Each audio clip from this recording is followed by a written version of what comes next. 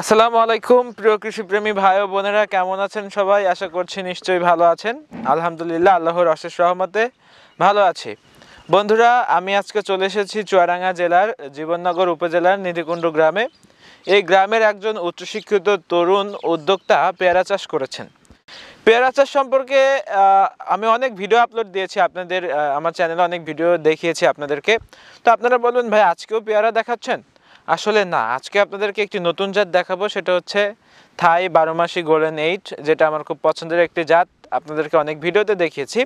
তো আমরা জানবো আসলে প্রত্যেকটা ব্যক্তির সফলতার গল্পের পেছনে কিছু রহস্য লুকিয়ে থাকে। সফলতা কথাটা যেমন ইজি, এই সফলতার পেছনে কিন্তু অনেক ব্যর্থতার গল্প লুকিয়ে থাকে, যেগুলো 8 থেকে 10 মিনিটের ভিডিওতে কখনোই তুলে ধরা সম্ভব হয় না। তো আজকে আমরা জানবো যে শাকিব খান কিভাবে এই 12 মাসে থাই গোল্ডেন 8 পেয়ারা চাষ করলেন, কি কারণে চাষ করলেন, অন্যান্য জাতও তো ছিল, কেন তিনি এটাতে চাষ করলেন, কি কারণে এই পেয়ারাটা তিনি চাষ করেছেন, কেমন বেনিফিট দেখছেন, বিস্তারিত আজকে আমরা তার কাছ থেকে জানবো। তো আসুন আমরা তার কাছ থেকে জানি।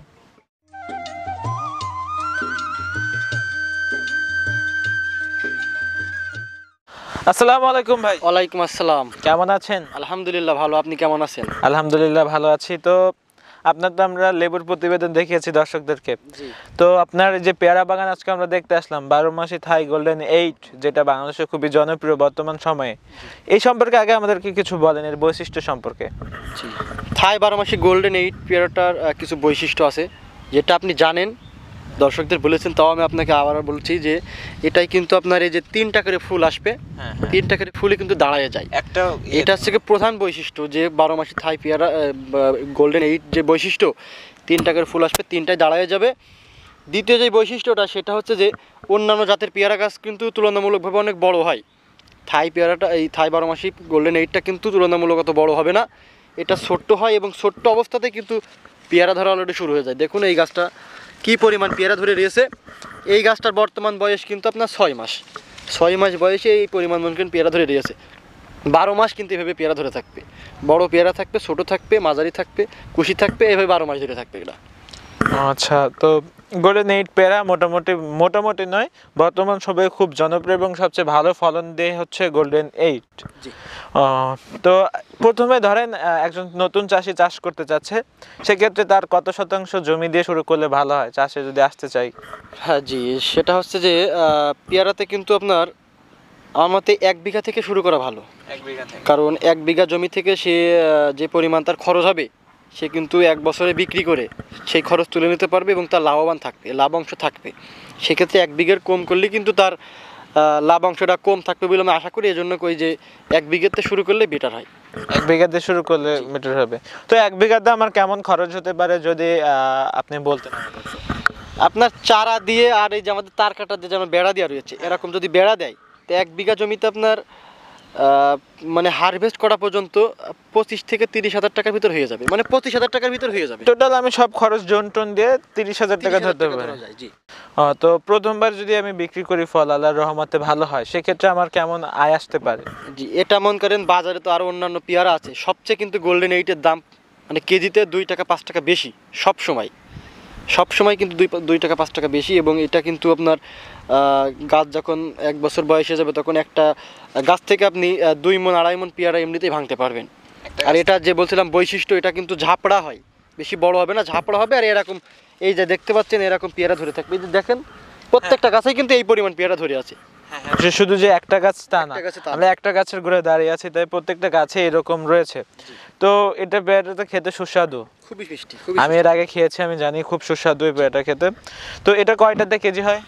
এটা আপনার 3টাতে কেজি হয়। 3টাতে কেজি হবে। পেয়ারা কিন্তু বেশি বড় হয় না, এবং অন্যান্য পেয়ারা যাতে আছে কিন্তু অনেক বড় হয়ে যায়, মানে পেয়ারাগুলো বেসাইজ হয়ে যায়। বেশি বড় পেয়ারাটা বাজারে আপনার চাহিদাও কম, মাঝারি সাইজটা যে পেয়ারাটা 3টা 4টাতে কেজি, এটার চাহিদাটাই কিন্তু সবচেয়ে বেটার এবং সবচেয়ে বেশি, এবং দেখতে খুব সুন্দর দেখা যায় পেয়ারাগুলো, খুবই মিষ্টি, কালারগুলো খুব সুন্দর। জি।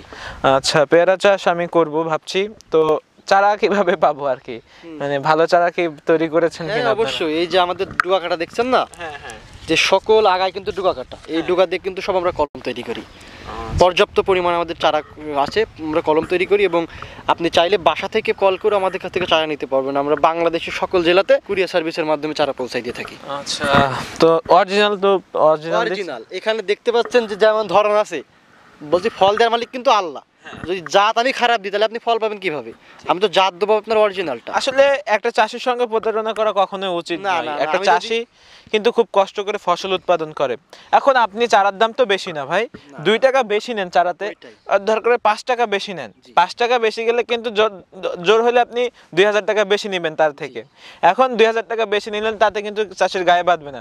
এখন আপনি বাজে চারা দিলেন, ধরেন বাজে চারা দিলেন, দেওয়ার পর ফল ভালো হইলো না, 1 বছরের চাষির কষ্টের দাম বৃথায় গেল। আপনি 2 টাকা করে বলে নেবেন, ভাই আমার একটু বেশি লাগবে, ভালো চারা আমাকে একটু 2 টাকা ধরে দেন। কিন্তু অনেকে কি করে, আবার চাষিরা অনেক আছে বেশি বুদ্ধিমান, যেখানে কম পায় সেখানে 2-3 টাকা কম পায়, সেখান থেকে চারা নেয়। বলবো যে একটা বাগান করতে যে কি পরিমাণ খরচ সেটা কিন্তু আমি জানি। আমি বাগান আমার আছে, আমি করেছি। একটা বাগান করার একটা ছোট ছেলে বা মেয়ে মানুষ করা একই বিষয়। বাগানের ভিতরে কিন্তু অনেক স্বপ্ন লুকিয়ে থাকে। সেক্ষেত্রে আমি যারা নতুন পেয়ারা চাষ করবে বা যে কোনো চাষি যারা করবে তাদেরকে বলবো, আপনারা যখনই চারা নেবেন বাগানিদের কাছ থেকে চারা নেবেন, যাদের বাগান আছে তাদের ক্ষেত্রে তার কাছ থেকে চারা নেবেন। এবং চারা নেওয়ার সময় যে আপনারা 2 টাকা 3 টাকা কম পেয়ে চারা থেকে এটা নেবেন না। যে যার বাগান আছে তার কাছ থেকে নেবেন, 2 টাকা বেশি নিক, তার কাছ থেকে অরিজিনাল চারাটা নেন। 2 টাকা কম পেয়ে যে আপনি অন্য জায়গা থেকে চারাটা নেবেন, এটা নিয়ে আপনারা প্রতারিত হবেন না। কারণ একটা বাগানের ভিতরে অনেক স্বপ্ন লুকায়িত থাকে। এবং সে স্বপ্ন ভাবে যে আমার এটা করব, ওইটা করব, আমার মেয়ে বিয়ে দিব। অনেকে আছে যারা গ্রামে থাকে, যে আমার মেয়ে বিয়ে দিব, আমার ছেলেকে এটা কিনে দেবো, সেটা কিনে দেবো। এখন চাষির সঙ্গে যদি প্রতারণা করা হয় তাহলে কিন্তু উপরওয়ালা সইবে না। না, আমি যদি আপনাকে ঠকাই, আল্লাহ আমাকে ঠকাবে। অবশ্যই। আমি যদি এখন মরে যাই, আমার সাথে কি পেয়ারা বাগান যাবে, পেয়ারার টাকা যাবে? অবশ্যই, আমি প্রতারণা করে জীবনও বাঁচতে পারবো না, কারণ আমার কবরে গিয়ে আমার হিসাব দেওয়া লাগবে। অবশ্যই, অবশ্যই। আচ্ছা, তো শেষ যদি দর্শকদের উদ্দেশ্যে কিছু বলার থাকে এই পেয়ারা জাত সম্পর্কে আপনার? জি, দর্শকদের উদ্দেশ্যে একটাই বলবো কথা, যে আমার সব ভিডিওর মানে শেষে যেটা আমি বলি, যে বেকার ঘোরাঘুরি না করে এরকম ফলের বাগান দু একটা করেন, দেখেন আল্লাহ এমনিতেই ভাগ্য বদলিয়ে দেবে। কারণ এইগুলো তো আপনার বেশি খাটনি না, এটা তো শখের চাষ। অনেকে শখ করে বাণিজ্যিক রূপ ধারণ করে পরে। আমরা প্রথমে শখ করে শুরু করছিলাম, এখন তো বাণিজ্যিক রূপ ধারণ করেছে এবং প্রচুর লাভবান এসব চাষে।